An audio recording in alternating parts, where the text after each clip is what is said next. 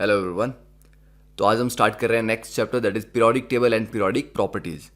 तो periodic table की importance क्या है?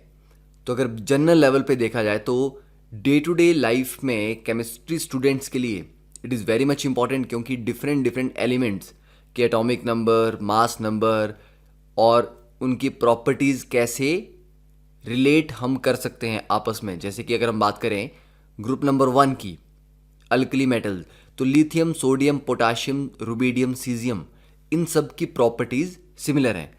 तो पीरियोडिक टेबल सभी एलिमेंट्स को इस तरह से अरेंज करता है कि सिमिलर प्रॉपर्टीज वाले एलिमेंट्स एक वर्टिकल लाइन में आते हैं। तो प्रॉपर्टीज को स्टडी करना इजी हो जाता है। और अगर आपको सोडियम की प्रॉपर्टी के बारे में पता है तो पोटाशियम की प्रॉपर्टीज भी कुछ कुछ वैसी ही होंगी। तो प्रॉपर्टीज को प्रिडिक्ट करना भी इजी हो जाता है। ठीक है, तो इट्स अ रिमार्केबल डेमोन्स्ट्रेशन कि इतने सारे एलिमेंट्स हैं तो वो सारे के सारे एलिमेंट्स रैंडम प्रॉपर्टीज शो नहीं कर रहे, बल्कि उनकी प्रॉपर्टीज के बीच में कुछ पीरियोडिक ट्रेंड्स आ रहे हैं। ठीक है, कि जैसे लिथियम है, फिर बेरिलियम की डिफरेंट है, फिर आप boron, carbon, nitrogen, oxygen, fluorine, neon तक गए। फिर जब नेक्स्ट वापस आए सोडियम पे तो उसकी प्रॉपर्टी लिथियम जैसी है। फिर सोडियम 11 है, इसके बाद 12, 13, 14, 15, 16, 17, 18 के बाद फिर से आप 19 पे आ रहे हो तो प्रॉपर्टीज सिमिलर आ रही हैं। तो मतलब एक सर्टेन गैप के बाद प्रॉपर्टीज रिपीट कर रही हैं अपने आप को। तो ये एक पीरियोडिक ट्रेंड है कि एक पीरियड के बाद फिर से वही प्रॉपर्टीज देखने को मिलती हैं। ओके, तो इसको पढ़ना बहुत इंपॉर्टेंट है, क्योंकि नए नए एलिमेंट्स जो हैं उनकी प्रॉपर्टीज को प्रिडिक्ट करना भी पॉसिबल है कि इस पीरियड में या इस ग्रुप में प्रॉपर्टीज कैसे वेरी करेंगे।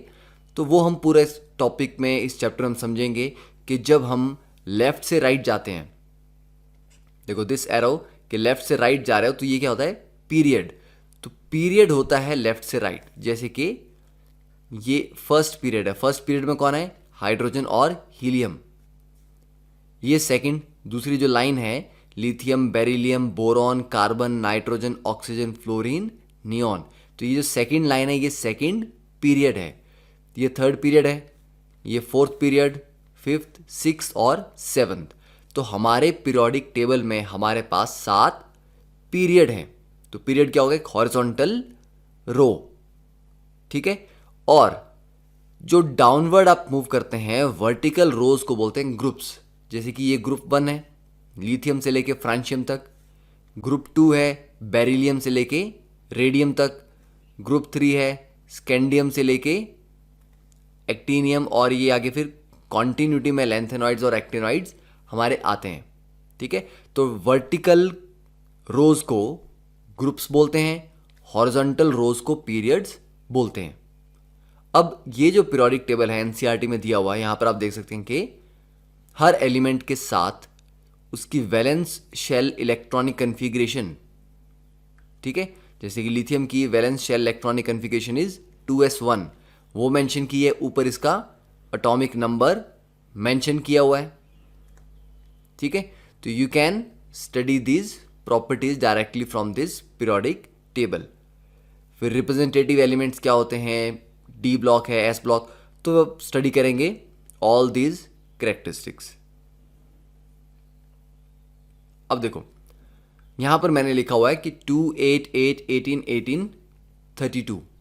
मतलब अगर हम पहले पीरियड की बात करें, ठीक है, ये यहां पर अगर हम पीरियड्स को अरेंज करते हैं, ठीक है, तो फर्स्ट पीरियड में कौन है? हाइड्रोजन और हीलियम। तो फर्स्ट पीरियड में 2 एलिमेंट्स हैं। सेकंड में कितने हैं? देखो z इज इक्वल टू 3 से लेके z इज इक्वल टू 10 तक 8 हैं। उसके बाद थर्ड में भी 11 से लेके 18 है, 8 हैं। फिर नेक्स्ट में 19 से लेके 36 हैं, 18 हैं। तो पहले पीरियड में जो नंबर ऑफ एलिमेंट्स अगर हम याद रखने हो तो पहले पीरियड में 2 हैं, दूसरे पीरियड में 8 हैं, तीसरे में 8 हैं, फोर्थ में 18, फिफ्थ में 18, सिक्स में 32। 7th पीरियड जनरली जब तक ये एनसीईआरटी में मेंशन था ये इनकम्प्लीट था, पर अब 118 तक एलिमेंट्स डिस्कवर हो चुके हैं। ठीक है, तो आज की डेट में 112 के बाद 113, 14, 15, 16, 17 और 18 ये सारे के सारे डिस्कवर हो चुके हैं। तो अगर आप देखें 87 से लेके 118 तक कितने एलिमेंट्स हो जाते हैं? That is also 32। तो 7th पीरियड की बात करें तो 7th पीरियड में भी 32 हैं, और पहले ये इनकम्प्लीट था जब एनसीईआरटी में मेंशन था, पर now the elements up to 118 have been formed. ठीक है, तो याद रहेगा 288, 18, 18, 32, 32। अब नेक्स्ट इस डायग्राम में हम देखते हैं कि जैसे ये एलिमेंट्स आ गए आपके एस ब्लॉक। ठीक है, ये 2s में एंटर होने वाले हैं, 3s, फिर 4s, 5s, 6s, 7s। तो बेसिकली ये हमारे पास सेकेंड पीरियड है, ये third period, fourth period, fifth, sixth और 7th। एस के बाद राइट साइड में अगर हम देखें तो पी वाले हैं 2p, 3p, 4p, 5p, 6p, 7p। इसको लिखने का मतलब क्या है? अब अगर हम इस नेक्स्ट इमेज की बात करते हैं, यहां पर ये जो इमेज दी गई है, तो इसको आप एक पर्टिकुलर ट्रेंड से रिलेट करो। जैसे कि यहां पे लिथियम बेरिलियम आउटर मोस्ट कन्फिग्रेशंस क्या है? 2s1, 2s2। सोडियम और मैग्नीशियम के लिए 3s1, 3s2, 4s1, 4s2।